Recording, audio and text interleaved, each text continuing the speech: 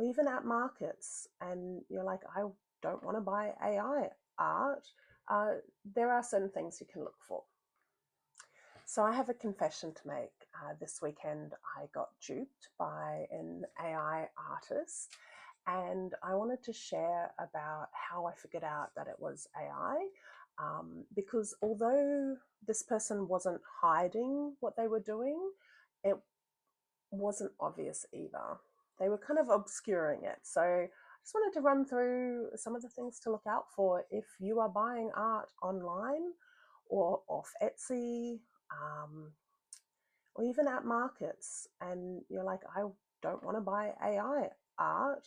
Uh, there are certain things you can look for. Since I'm an artist myself, this is actually quite frustrating for a whole range of reasons. So on Saturday afternoon, I was sitting on my bed, drinking coffee with my dog, drawing on my iPad, and scrolling Instagram as you sometimes do. Um, and I came across this post that I don't follow this person, and a few of my friends had liked the post, and I think that's why it came up. And it was a cute post. It was a cute post with little cats and sassy quotes, and I liked the post. It was a carousel post. It had like 6 different versions of different types of cats and different quotes. And then the last one was a video, which was clearly drop shipping, which is fine. A lot of people use drop shipping, but also that was something I was like, interesting. I went to this person's profile, which is the only reason I know that it was AI, because I liked their stuff and I wanted to see what other work they had and potentially follow them. So I was really excited to see what other work they had. So the post I liked was very cutesy, kawaii type vibes. Um, and I went and had a look at some more posts, and I was looking at some of the comments. And the first thing I clocked that was kind of a bit of a red flag was there were so many supportive comments about how much they related to the artwork and how much they liked it. And this person always responded to those comments in a really lovely way, which was, really sweet to see. But when people ask, like, what brushes did you use? What program do you use? What's your process? Any questions about their skill or their process, they just were ignored, which I was like, oh, that's a bit strange. And then I went to the top of their profile page. So when I'd first gone to their profile, I hadn't really looked at the top of the profile page. I kind of just went straight to looking at other posts. And when I went to the top of the profile page, it said, powered by AI magic. And I was like, ha, great. Because I personally don't vibe with AI art. It's not my thing. I know some people have different viewpoints, and that's fine. But if it is also not your thing, then let's talk about some of the red flags. I am a little bit nervous about making this video because I'm a much smaller artist, creator, and they have over 250,000 followers just on Instagram alone, and they have sold over 19,000 sales on Etsy. So when I went back through the comments on their page, on their profile page, after realizing that they use AI to create their art, I did notice then that there were, because I was like, is that anyone else noticed that this is AI or is it just me? And obviously not just me. And then I went into the comments and there were questions about AI or responses like, is this AI?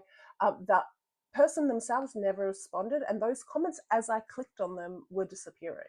So they're clearly deleting comments or filtering for anything that mentions AI.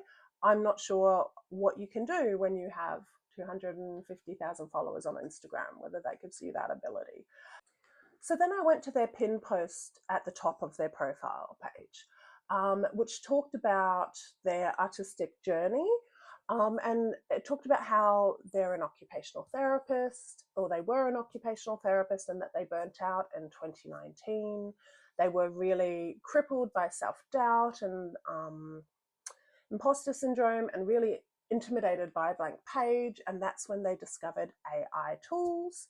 And then they talked about, using these AI tools in a very creative process type of way. Like I have my own process and I've figured out how to layer them and get the result I want and edit them so that she's doing work, which I guess are skills, uh, but they're not artistic skills. They're not being an artist, and they're not, I would argue that they're not very creative work.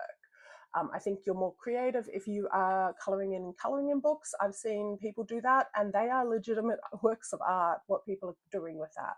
So, yeah. And while I understand being an OT, an occupational therapist, is really grueling work, I have 2 kids that I've worked with many, many therapists over the years.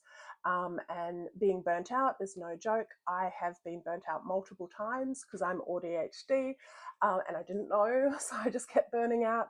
And I'm always in support of people pursuing creative things. I think that is such a positive way to find your way out of burnout or to a more sustainable way of being.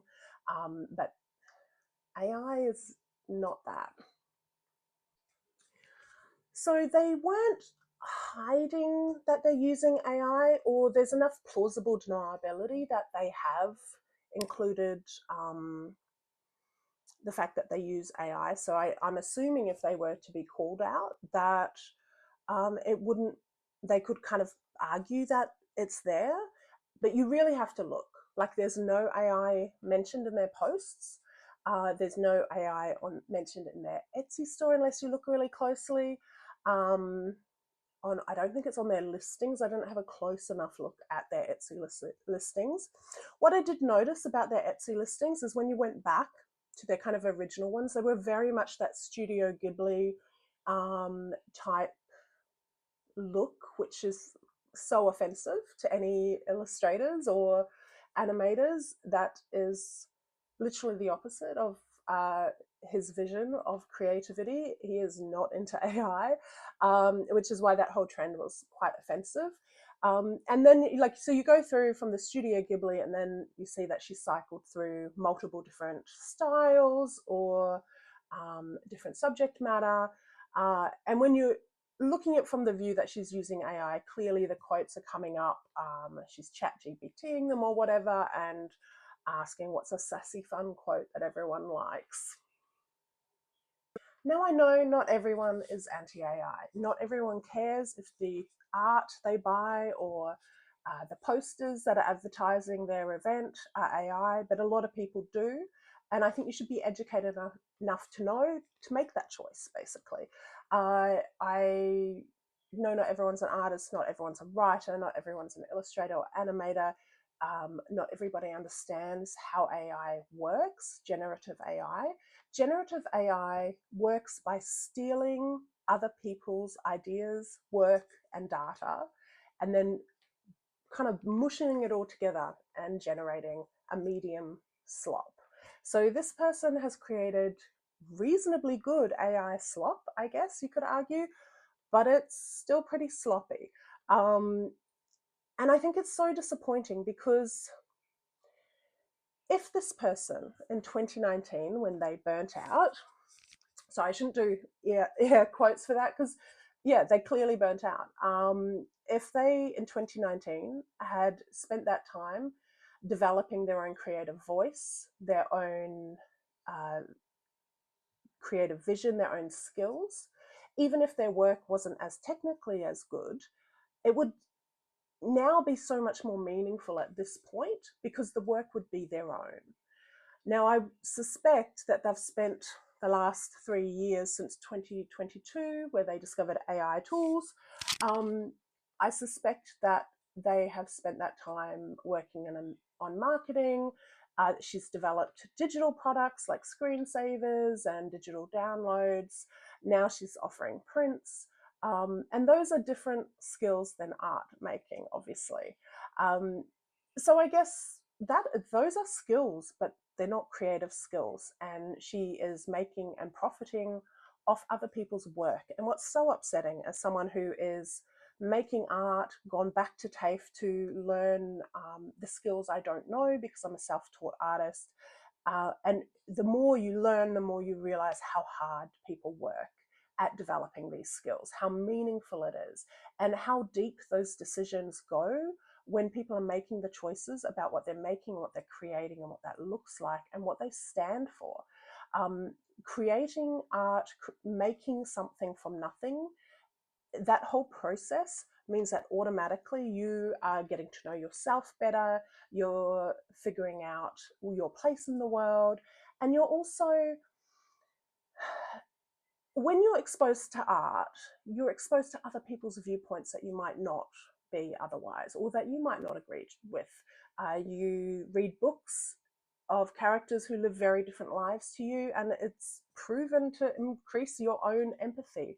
These things are important. Like, making art is part of being human, and this person has taken that opportunity away from herself, and that is very sad, along with obviously the theft of other people's ideas. So if this person in 2019 had spent the last 6 years, 7 years developing her skills, her creative voice, if she had been building community, if she'd been learning, if she'd developing her sense of identity or connection, um, and figuring out how to communicate how she sees the world in an authentic way, then people would connect with that in an authentic way. And when you're using AI, you're taking that opportunity from yourself and also your audience. So for many artists, the process of making art is the biggest reward. It's through this process, the creative process, that friction, that's the good bit. That is where you discover more about yourself, you surprise yourself, happy accidents happen where things that didn't work out, and then you have to problem solve them, which is a big part of creativity. It's actually how they measure creativity in a psychological point of view, is how many novel solutions can you come up with problems. That friction in that creative process is the magic. That's where it happens, not in AI. It's in the struggle that you make good art. The creative process is where you learn to trust yourself, it's where you learn to let go, and it's where you learn about yourself in a deeper way. And I'm such a fan of that creative process. I have made art my whole life. I have maintained a creative artistic practice, whether it was writing or morning pages or doodles or sketching in sketchbooks or drawing or painting or craft or crochet. All of those things sustained me through 20 years of caring for very high needs children alone for a really long time. And it was my creative practice that sustained that. And it was really through finding little pockets of time that I was able to keep going. My art has been there for me when nothing else has. My art has been there when I am lonely, when I've been alone, and when I've been very isolated. My art has sustained me and made me feel, because as you develop skills and a creative voice over a long period of time, you start to see that there's a way that you can improve your life, even if you don't feel it now. And those things are so important. My art doesn't have to be good for that process to be very, very, very valuable to me. I'm a big fan of that creative process. I believe it's accessible to everybody. I don't ascribe to the fact that AI makes it accessible for people who are disabled. When you outsource your brain and your creative process to a machine, you are taking away all of the benefits that that creative process has to offer us. As humans, we have such an innate need and a drive to create and make things, from cave paintings thousands of years ago through to adorning churches to show our faith and our belief, through to writing stories that sparked revolutions. Art is revolutionary and art creates change. Art also teaches us that we can be more than how we feel right now. Art sustains us, and art creates culture and personal identity and community. And it has all of these wonderful benefits. The research is really clear now. Even just viewing art will improve your feelings of stress and anxiety. I think the cortisol level didn't really change in this study, but there's a lot of evidence that it's really, really positive for your well-being. Art is literally good for you. Art saves lives. I know for myself that art has sustained me through my loneliest and darkest times. My creative practice doesn't need to produce good art in order for it to be valuable to me. I have it has gotten me through when I am at my loneliest, through my darkest times. And it really has helped me believe that my life can improve, even if it isn't right now. Even if the times are really tough right now, that developing a skill and turning up on the page and making something anyway um, has helped me have faith that it will improve. And I know that it saves lives every day. Like anytime you're going through a breakup, a funeral, a wedding, the first thing you think of is the music and the art and the community. Making art has improved my mental health and my well-being, and that is something that this AI slop slinger has stolen not only from other artists but from themselves too. It is really challenging to see someone justify theft, stealing other people's ideas, because they are feeling intimidated and scared and they're burnt out and the world is hard. When there are artists that are unable to pay their bills now because people are stealing their ideas and getting it for free. Nothing is free. This all comes with a cost. Not everybody cares about that. That's fine. I think we all need to think about how we want to be in the world and how we want to live. And I personally don't want to buy AI art. If you are fine with it, that's up to you. But I think you should have the knowledge of things to look for. So to recap, this person did mention AI in their profile. They had a range of different genres and different styles. They had animation. They didn't talk about any of the processes around that animation, so that was clearly AI too.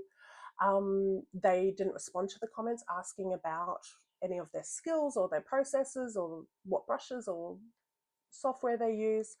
Um, and they didn't show any process stuff. And all of this is fine. Not every artist wants to show process stuff. Not every artist wants to talk about what stuff they use. But I think altogether, that really does show that it's possibly AI. And then also, I think with more detailed things, if you're looking closely and like trees kind of blend into grass that blend into the sky, like AI still does that stuff.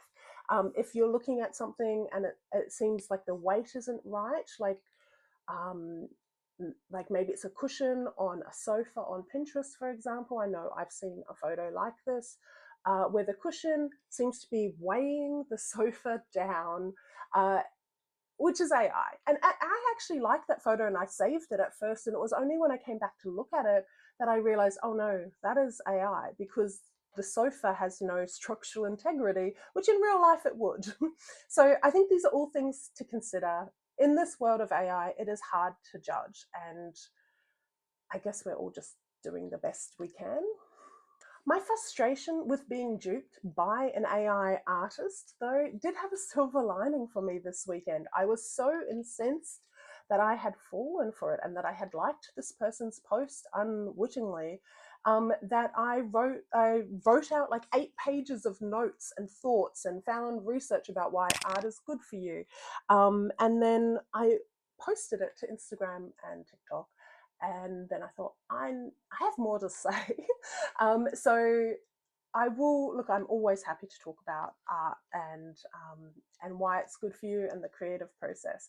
But I'm really interested to know, like, does finding out that a piece of artwork is AI, does that change how you value that artwork? Like, are you willing to pay the same for AI slop as you are from an artist who's a real person? Um, does it change how you value art that's from humans? And how do you feel about like AI slop taking over and bots taking over the internet? All the favorite things I loved about the internet um, are changing, and change can be good. But I don't know. I don't think this is it. I'm interested to hear what you think. So yeah, let me know in the comments below.